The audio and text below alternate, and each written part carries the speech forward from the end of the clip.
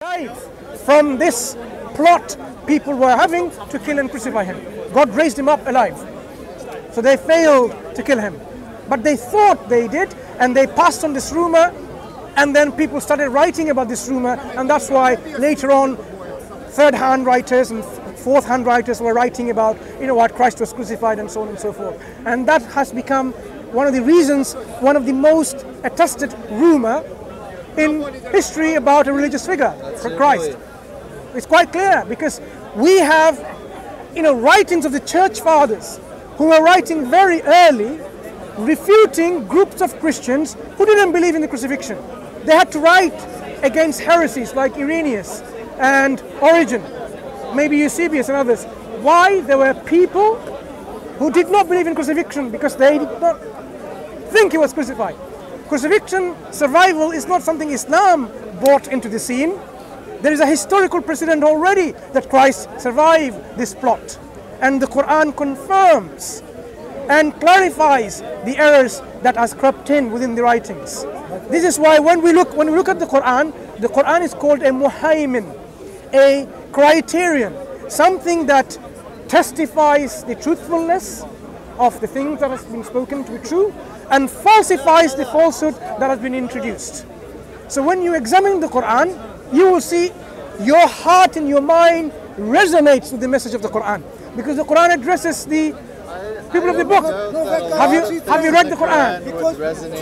Have you read the Quran? Please do, and you will see when the Quran addresses you, it addresses you as the people of the book.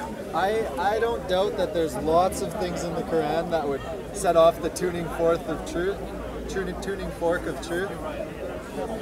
I also think there's some things in it that salvation, everything that wouldn't. Another people know. Such as that Crucify, God only is crucify. one God and one person.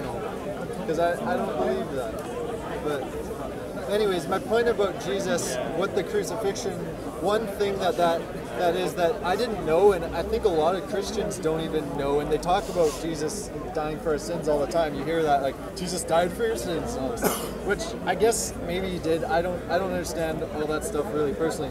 But one thing that I was taught that is like totally different that I've never heard before, which I think is really cool, is as Jesus was, he says, I and the Father are one, so I don't say anything unless I hear the Father say it, and I don't do anything unless I hear the Father do it. So Jesus is therefore an exact representation of God. And something about God that is essential in his nature that I've been taught is that he submits by nature. So it's this God that humbles himself and gives you the power, and it's this thing of like bringing into relationship, because he wants us to know him and to be connected with him, and so he submits to us and comes to us and says, what do you want to talk about? All this, that kind of idea, submission. So he's not sovereign. Oh, he absolutely suffered on the cross. But what the point I'm trying to make is God sovereign? Is he the Almighty, all-powerful? The point I'm trying to make is Jesus dying on the cross was an example, a really ultimate example of God submitting to us. All these people want to kill him, and he submits to it and dies. And it's just like really, really powerful to be like powerful, but if you look at this expression of love. But if you look at this story here, the story tells us another picture. Some of us, those of us have read the Gospels, he is unwilling. He says, let this cup be away from... No, he says, not according to my will, but according to your will. So he's not a willing sacrifice. He doesn't want to be... He chooses to go of his own will. You're discussing dogma. He says God, he begs God to take it away. Why? Why? Because it's terrifying, probably. Did you not know that already? Sure, but... So why is he begging then, if you know it already? He's terrified, but that doesn't mean that he's not willing, because God doesn't force him to go to the cross. He says, I'm willing. That's why he goes there. What I don't understand is this. You have a being who is communicating with another being who is higher than him and says, not according to my will, but according to your will. Your will be done. So there is already a hierarchy. Nope. He says clearly, not according to my will, but according to your will. No, that's not hierarchy. That's submission. That's love. That's a demonstration of healthy relationship. You don't want to. Did he not say, "I can of myself do nothing, but whatever I hear from you, I do"? Yes, but that doesn't mean. So this is a permission given to him. So it's a submission. You are. Yeah, but that no, doesn't you are. mean hierarchy. No, no. Submission is not about hierarchy. You are telling me that he is a submitter to God. Yeah. And God is in also Arabic submitted language, to him. this person is called a Muslim, someone who submits and surrenders their will to God. So you are telling me Jesus was showing to the whole world that I am a Muslim. I'm submitting and surrendering my will to God. Absolutely, he's submitting to God. Was he a good Muslim? But that doesn't We believe he mean was indeed. That there's a hierarchy. Yeah. So in heaven, do you believe in heaven? Yes. In heaven, who would you see in terms of God?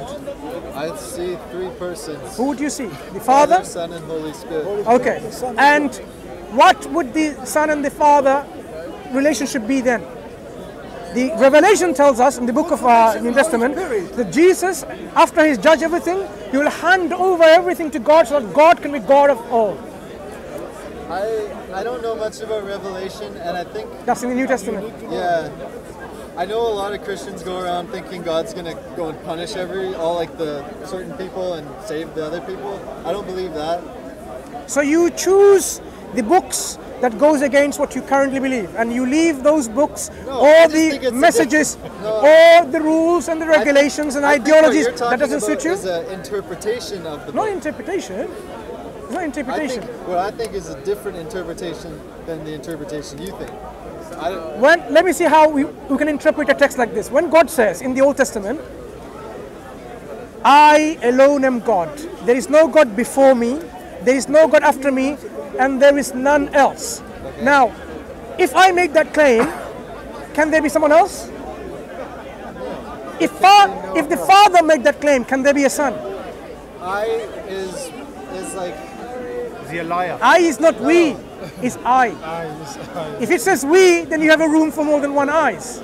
It's 3 in 1 again. But you cannot have one person saying, I alone am God and there is none else. Okay, well show me the It's in Isaiah. Hebrew. It's in Isaiah very clearly.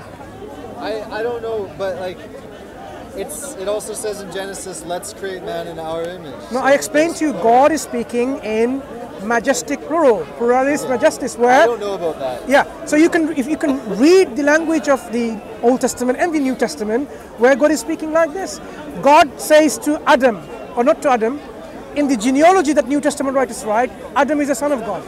It doesn't make him God. So when God says, you are Elohim, sons of the Most High, it doesn't make them God. These languages, as I explained to you, even though they're pluralistic or polytheistic in some form, but yeah, because God says God is presiding in the assembly of gods. Clearly, it's telling you a polytheistic understanding of God. There's one God who presides in front of other gods. That's where I disagree. But that is not what the prophets explain clearly. You shall have no other God besides Him. The Lord your God, the Lord is one. Hear, O Israel. Yeah? Shema Israel, Adonai, it goes on like this. We've Adonai kind of Elohim talked about Echad. this already, and Yeah. I believe what I believe, and you believe what you believe. So, if you were to now wake up in the middle of a jungle and in one day, you had no exposure to any of these religions, would you come to believe what you have believed? In the God that you believe in? Probably not, because I wouldn't have been taught anything. So you need this to be taught. So it's not something natural. I don't Is think it? that I believe that what God wants is us to be full of God's essence, of God's life. And I think that's possible without being taught it. But you will not come to the belief God is a 3-in-1 without being taught. Maybe I would. No. Maybe He would come to me in dreams. No. and That show is me. someone telling you. But by yourself, without any information, I believe it's totally possible for me to. without any input, I believe God Himself. Okay. Without any input from anyone, would you come to a belief that God is a father, brother, and uncle? Yeah, because connection. Brother, 1 second. Listen. I think it's possible. Without any input, you can come to a belief God is a daughter, uncle, and a mother. I can give you infinite number of combinations, and you will say, how can you? Because this has to be taught. But look at the message But look at the message that we are inviting you to. The core message of Islam of Jesus, Islam of Moses, Islam of Muhammad, peace be upon them all, is doesn't matter whether you had any input or not, you will come to the realization and belief and conclusion that there is one and only absolute being that you should surrender and submit to. That you can come without any input from anything, by your intellectual reasoning, your rationality. The thing is, my rationality tells me I can't trust that God. We've talked about that already. That God can possibly act without love, and therefore I cannot trust him. Who says God is acting without love? I'm saying your God has the ability my to. God, no. Is your God ability to punish anyone? Has the ability to punish anyone? Can you trust him if he punishes someone? I don't think my God punishes. So he cannot punish? He can. If he wants, yeah. He can. Does he forgive anyone? He does. I think he forgives everyone. Yeah. He forgives. And he cannot forgive as well. No, he cannot not He's forgive. all forgiven. He has to. He's all forgiven. Did he forgive Jesus? Yes, he can. He can. The only way to the Father is through me. So what happens if they don't go through Jesus? What happens then? I think what happened when Jesus rose from the dead is Jesus and the Father and the Spirit. Since Adam, when Adam sinned, then something was broken, and when Jesus rose from the dead, that got fixed. And essentially what happened was the Father, Son, and Spirit were fully united back to every part of the cosmos and every single human being. So it's not about whether we perform right or do the right thing to make God happy. God, it's a story about God coming and finding his way inside of everyone. So that's... You're essentially bringing the concept of Trinity again to the discussion by saying Fathers and Holy Spirit. Can there be three absolute beings? But you said something a lot more. Yeah. What you just put in? What Phillip just said was pantheistic. What he said was that God, the Father, the Son, and the Holy Spirit united with the world. That's what he believes. He said. So let's ask you what you mean by that. What do you mean by united with the world? What does that mean? It means... In the beginning was Word. So He believes God created within himself. Let's find out. Whether it is polytheistic or not. Or what, Chapter 1, verse 1. So I'm saying that before Adam ate of the fruit, Is that someone making adhan? everything was as God intended. It was all united, and something broke at that what point. is united? There were many different things, or there was one thing? Something between God and us was broken. This is very central. For example, we always discuss about Trinity versus Islamic way of thinking. So this idea of unity and difference is very, very central to our discourse. Okay? So let's get this pinned down. So when you say We need to make room for the car. unity between God and other things, Just say God. what does that word unity mean? We understand what you mean by unity. I can explain that.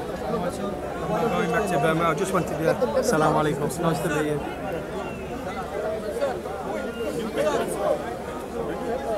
Asr? Okay.